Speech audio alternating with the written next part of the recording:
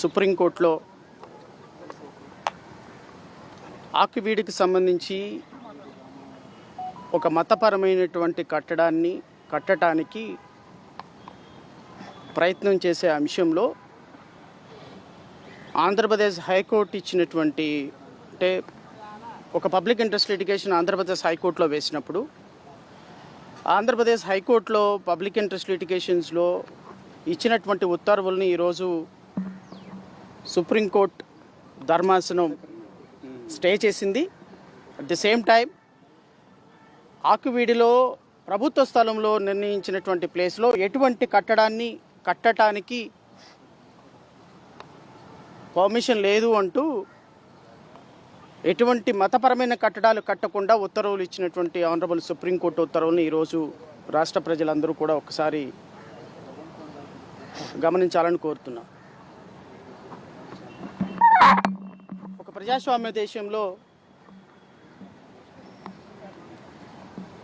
అధికారుల్ని పోలీసుల్ని తమ చెప్పు చేతల్లో పెట్టుకొని కొన్ని సంవత్సరాల నుండి దళితులకి ఆరాధ్య దైవమైనటువంటి గొంతేనమ్మ గుడి అనేటువంటి ఒక గుడిలో పూజలు చేస్తున్నటువంటి ఒక మతానికి సంబంధించినటువంటి వ్యక్తుల యొక్క మనోభావాలను దెబ్బతీస్తూ అక్కడ గొంతేనమ్మ గుడి ఆనవాళ్ళు ఉన్నప్పటికీ కూడా ఇక్కడ ఒక రామాలయం ఉంది అంటూ ఒక మతపరమైనటువంటి అంశాలని ప్రజల మధ్య చొప్పించి కులాల మధ్య మతాల మధ్య సాంప్రదాయాల మధ్య చిచ్చు పెట్టాలని చూసేటువంటి ఒక రాజ్యాంగ పదవిలో ఉన్నటువంటి రఘురామకృష్ణరాజు లాంటి ఒక డిప్యూటీ స్పీకర్ పదవిలో ఉన్నటువంటి ఒక వ్యక్తికి కూడా ఈ సుప్రీంకోర్టు జడ్జిమెంటు ఒక చెంపపెట్టు అని మాత్రం చెప్పగలుగుతాం. దళిత క్రైస్తవులు ఇక్కడ గుడి కట్టద్దు, క్రైస్తవులు ఇక్కడ రామాలయం కట్టద్దు అని అంటున్నారని వాళ్ళ పేటలోకి వెళ్ళి వాళ్ళని కొట్టి వాళ్ళ మీదే కేసులు పెట్టి కుటుంబాలని ఆ ఊరు నుంచి వెలివేసి పోలీసుల సహకారంతో 100 మంది పోలీసుల సహకారంతో గొంతేనమ్మ గుడి కూల్చివేసిన వైనం మీద కూడా ఈరోజు సుప్రీంకోర్టులో మేము ఛాలెంజ్ చేశాం. గౌరవ సుప్రీంకోర్టు వారు ఆంధ్రప్రదేశ్ ఇచ్చిన ఉత్తర్వులను సస్పెండ్ చేస్తూ అక్కడ ఎటువంటి కట్టడాలు కట్టడానికి లేదు అంటూ స్టే గ్రాంట్ చేశారు. ఇది న్యాయ వ్యవస్థలో ప్రజాస్వామ్య వ్యవస్థలో ప్రజల యొక్క విజయం అని మాత్రం నేను చెప్పగలుగుతాను. ఎందుకంటే రఘురామకృష్ణరాజు అనేటువంటి ఒక వ్యక్తి రాజ్యాంగ పదవిలో కూర్చొని కులాల మధ్య మతాల మధ్య దళిత క్రైస్తవులు రిజర్వేషన్లు వాడుకుంటున్నారు, దళిత క్రైస్తవులు ఈరోజు అక్కడ రామాలయం అడ్డుకుంటున్నారనే ఒక అపవాదును తీసుకొచ్చి వాళ్ళ పవిత్రమైనటువంటి గొంతేనమ్మ గుడిని కూడా కూల్చేసి ఈరోజు 100 మంది పోలీసులను పెట్టి అక్కడ ఒక కట్టడానికి ప్రయత్నం చేస్తున్నారు. నేను రాష్ట్ర ప్రజలకి సవనీయంగా మనవి చేస్తున్నా, we're not against for any రామాలయం. రాముడి కట్టడానికో వెంకటేశ్వర స్వామి కట్టడానికో అక్కడున్న ప్రజలు వ్యతిరేకం కాదు, పిటిషనర్లు వ్యతిరేకం కాదు, ఎస్పెషల్లీ నేను వ్యతిరేకం కాదని రాష్ట్ర ప్రజలకు మరొకసారి నేను విన్నపం చేస్తున్నాను. ఒక సాంప్రదాయబద్ధంగా కొన్ని సంవత్సరాల నుంచి గొంతేనమ్మ గుడి అనేటువంటి ఒక గుడిని పూజిస్తున్నటువంటి వాళ్ళని కాదు అని కొన్ని 100 మంది పోలీసులతో ఆ కన్స్ట్రక్షన్ని రాత్రికి రాత్రే కూల్చివేసి పోలీసులందరి చేత కేసులు పెట్టించి మధ్యరాత్రులు భూమి పూజ చేసి కన్స్ట్రక్షన్ చేయడానికి ప్రయత్నం చేస్తున్న విధానానికి మేము వ్యతిరేకం. అక్కడ నిజంగా రామాలయం ఉంటే రామాలయం కట్టుకోవచ్చు. Because article 25 of Indian constitution has given such a right to every citizen of this country. Because ఏ మతపరమైన ఆలోచన అయినా ఏ మతం అయినా సరే ఆ దేశంలో ఆ రాష్ట్రంలో ఆ మతానికి సంబంధించి కట్టడాలు కట్టుకోవచ్చు.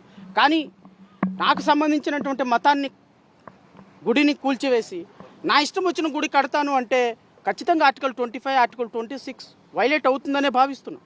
ఈరోజు సుప్రీంకోర్టు వారు కూడా ప్రజల యొక్క అభిష్టాన్ని గౌరవించకుండా, ఆర్టికల్ 25ని గౌరవించకుండా, ఒక మత ఆచారాలను గౌరవించకుండా ఒక మతానికి సంబంధించినటువంటి గుడిని కూల్చివేసి ఇంకొక మతానికి సంబంధించినటువంటి గుడి కడతాము అంటే, బికాస్ గొంతేనమ్మ గుడి కూడా హిందువుల గుడే కదా, అది గొంతేనమ్మ గుడి కాదు అక్కడ చర్చి కట్టాలని అక్కడ లోకల్ ప్రజలు ఏమన్నా అడుగుతున్నారా? కాదు కదా. నేను రఘురామకృష్ణరాజుని అడుగుతున్నా, ఈరోజు అధికారులను బెదిరించి, కలెక్టర్ని బెదిరించి, కమిషనర్ని బెదిరించి, నేను ఇంతకుముందే చెప్పా, సుప్రీంకోర్టులోకి వెళ్ళి అయినా సరే రఘురామకృష్ణరాజు మీరు చేసినటువంటి, మీరు భయపెట్టినటువంటి, మీరు ప్రభుత్వంతో కుమ్మక్కయి ప్రభుత్వం అధికారుల మీద తీసుకొచ్చినటువంటి ఒత్తిడి వల్ల రేపు ప్రభుత్వ అధికారులు సుప్రీంకోర్టు ముందు దోషులుగా నిలబడతారు అని చెప్పారు. సుప్రీంకోర్టు ముందు కలెక్టర్ని, కమిషనర్ని, తహసీల్దార్ని, ఆర్డీఓని వాళ్ళ ఉద్యోగాలు ఓడగొట్టే పని సుప్రీంకోర్టులో చేస్తామని చెప్పారు. అన్నట్టుగానే ఈరోజు దేశ అత్యున్నత న్యాయస్థానంలో సుప్రీంకోర్టు స్టే ఇచ్చింది. ఎటువంటి కన్స్ట్రక్షన్ కట్టడానికి పరిమితి లేదు అని చెప్పింది. ఖచ్చితంగా అధికారులందరూ, పర్మిషన్ ఇచ్చిన అధికారులు కూడా కోర్టు ధిక్కరణ నోటీస్ కింద ఈరోజు కోర్టులో నిలబడాల్సిన పరిస్థితి నీ వల్ల వచ్చింది అని నేను రఘురామకృష్ణరాజుకి చెప్తున్నాను. సార్, ఇది స్టేటస్ కో ఆర్డర్ 4 వారాలకి ఇచ్చారు, అప్పటిదాకా నిర్మాణం చేయదు. No status quo order unless notice out to other side. Notice out చేస్తే ఐ థింక్ అది 4 వారాలు అవ్వచ్చా, 8 వారాలు అవ్వచ్చా. ప్రభుత్వానికి సంబంధించినటువంటి ప్రభుత్వ భూమిలో మతపరమైన కట్టడాలు కట్టడానికి అవకాశం లేదు. This is the Supreme Court judgement 2010లో భారతదేశ అత్యున్నత న్యాయస్థానం ఇచ్చినటువంటి జడ్జిమెంట్ ప్రకారం ఏ విధమైనటువంటి కట్టడాలు కూడా, మతపరమైన కట్టడాలు ప్రభుత్వ స్థలాల్లో, ప్రభుత్వ భూముల్లో కట్టడానికి లేదు. That is what our contention. So అదే కట్టడాన్ని ఈరోజు మేము సుప్రీంకోర్టులో చెప్పాం. సో స్టేటస్ కో ఇచ్చారు, రిటర్నబుల్ నోటీస్ అన్నారు. ఐ థింక్ ఆగస్టు నెలకి ఈ కేసు వాయిదా వేశారు. బహుశా ఆగస్టు నెల వరకు కన్స్ట్రక్షన్ కట్టడానికి లేదు. ఆగస్టు తర్వాత ప్లీజ్ జాయిన్. ఆగస్టు తరువాత ఈ కేసు మళ్ళీ హీరింగ్కి వస్తుంది. ఖచ్చితంగా ఈ కేసుని మళ్ళీ సుప్రీంకోర్టులో నోటీస్ ఇచ్చారు కాబట్టి, స్టే ఇచ్చారు కాబట్టి I think it will continue for ever because law is in our favour. Supreme court ఇచ్చిన నిబంధనల ప్రకారం, సుప్రీంకోర్టు ఇచ్చిన జడ్జిమెంట్ ప్రకారం ఈ కన్స్ట్రక్షన్ కట్టడానికి పరిమితి లేదు. సో రఘురామకృష్ణరాజుకి నేను అడ్వైజ్ చేసేది ఏంటి అంటే, మీరు అనవసరంగా ప్రభుత్వ కలెక్టర్స్ని, కమిషనర్ని బెదిరించి వాళ్ళని డబ్బుతోనో అధికారంతోనో కొని వాళ్ళకి ఇచ్చేటువంటి వాళ్ళకి రేపొద్దున లీగల్గా ఇబ్బంది పెట్టేటువంటి పరిస్థితి ఉంటుంది. కాబట్టి మీరు మతాల మధ్య, కులాల మధ్య, సాంప్రదాయాల మధ్య ఎటువంటి గొడవలు సృష్టించడానికి ప్రయత్నం చేయొద్దు. సుప్రీంకోర్టు జడ్జిమెంట్ని గౌరవించండి. మీకు ఏదన్నా ఉంటే సుప్రీంకోర్టులో ఖచ్చితంగా విన్నవించుకోండి. రేపు సుప్రీంకోర్టు పర్మిషన్ ఇస్తే సుప్రీంకోర్టు కట్టుకోండి. బట్ ఇది నేను మా విజయమో ఇంకొకరి విజయమో అని చెప్పదలుచుకోలేదు. ఇది న్యాయపరమైనటువంటి విజయం. ఈ దేశంలో చట్టం, న్యాయం, రాజ్యాంగం అనేది ఒకటి ఉంది.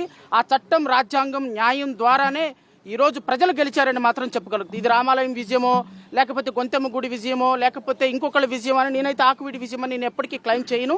ఇది సుప్రీంకోర్టు జడ్జిమెంట్కి అనుగుణంగా వ్యతిరేకంగా కడుతున్న న్యాయపరమైన విజయం, చట్టపరమైన విజయం, రాజ్యాంగపరమైన విజయం అని చెప్పగలుగుతా.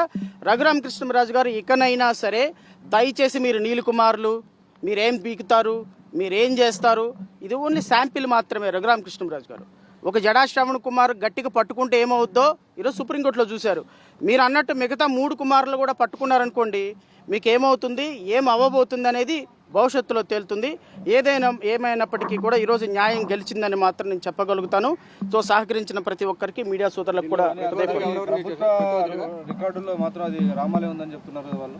సార్ నేనేమంటానంటే, సుప్రీంకోర్టు ఇచ్చినటువంటి నిబంధనల ప్రకారం, జడ్జిమెంట్ ప్రకారం అది రామాలయం ఉందా, గొంతెమ్మ గుడి ఉందా అనేది అధికారులు నిర్ణయించాలి. అంటే అధికారులు లోకల్ ప్రజల దగ్గరికి వెళ్ళి లోకల్ ప్రజలతోటి సంప్రదింపులు చేయాలి. అసలు మీరు లోకల్ ప్రజలు మొత్తాన్ని భయప్రాంతాలకు గురి చేసి వేల మంది పోలీసులను పెట్టి లోకల్ ప్రజలందరినీ కూడా అరెస్ట్ చేసి లోపల వేసి ఈరోజు అక్కడ రామాలయం ఉంది అంటే రామాలయం ఉంది, గొంతెమ్మ గుడి ఉందని చెప్పాల్సింది ఎవరు? లోకల్ ప్రజలు. కానీ లోకల్ ప్రజలను ఇన్స్పెక్షన్ చేశారా? లోకల్ ప్రజలను ఎంక్వైరీ చేశారా? లోకల్ ప్రజల యొక్క మనోభావాలు, ఎగ్జిక్యూటివ్ కౌన్సిల్ మెంబర్స్ ఒక 13 మందినో 19 మందినో ఎగ్జిక్యూటివ్ కౌన్సిల్ మెంబర్స్ తోటి ఒక తీర్మానం పాస్ చేశారు. ఎగ్జిక్యూటివ్ కౌన్సిల్ మెంబర్స్తో తీర్మానం పాస్ చేయమని సుప్రీంకోర్టు చెప్పలా. ఏదైనా ఒక ప్రభుత్వ స్థలంలో సిన్స్ లాంగ్ టైం నుంచి ఒక రిలీజియస్ కన్స్ట్రక్షన్ ఎగ్జిస్టెన్సీలో ఉంటే దాన్ని తొలగించాలి అంటే లోకల్ ప్రజలతోటి ఇన్స్పెక్షన్ చేసి వాళ్ళ సెంటిమెంట్స్ని గౌరవించి, that is what the GO says, supreme court says. కానీ రఘురామకృష్ణరాజు నాకు దగ్గర పోలీసులు ఉన్నారు కదా, నా వెనక ఎస్పీ ఉన్నాడు కదా, నా వెనక ప్రభుత్వం ఉంది కదా అని ఓవర్ నైట్ మధ్యరాత్రులు 2:30కి ఎందుకండి దాన్ని మధ్యలో ఇంటికొక పోలీసుని పెట్టి దాన్ని డిమాలిష్ చేసి గొంతెమ్మ గుడిని డిమాలిష్ చేసి అక్కడ రామాలయం కడతారని పట్టుదలతో పంతం పట్టి కూర్చున్నారు. ఎందుకు? అక్కడ లోకల్ ప్రజల యొక్క సెంటిమెంట్స్ని రెస్పెక్ట్ చేయాలి, వాళ్ళ గొంతెనమ్మ గుడిని రెస్పెక్ట్ చేయాలి. సో అక్కడ గొంతెనమ్మ గుడి మాత్రమే ఉంది, రామాలయం లేదు అనేది లోకల్ ప్రజలు చెప్తున్నారు. సో లోకల్ ప్రజల యొక్క ఒపీనియన్ని రెస్పెక్ట్ ఇచ్చి రఘురామకృష్ణరాజు వర్క్ చేయమని, రఘురామకృష్ణరాజు యాక్ట్ చేయమని చెప్తున్నాం తప్ప we're not against for any construction అనేది నా యొక్క అభిప్రాయం. గొంతెనమ్మ గుడిని పునరుద్ధరించాలి అండ్ ప్రభుత్వ భూమిలో నిర్మాణాలు చేపట్టదనగా మీ అభ్యంతరం. ఇప్పుడు నేనేమంటానంటే ఈవెన్ గొంతెనమ్మ గుడి కూడా ప్రభుత్వ స్థలంలో కంటిన్యూ చేయడానికి లేదు as per the Supreme Court judgment ప్రకారం.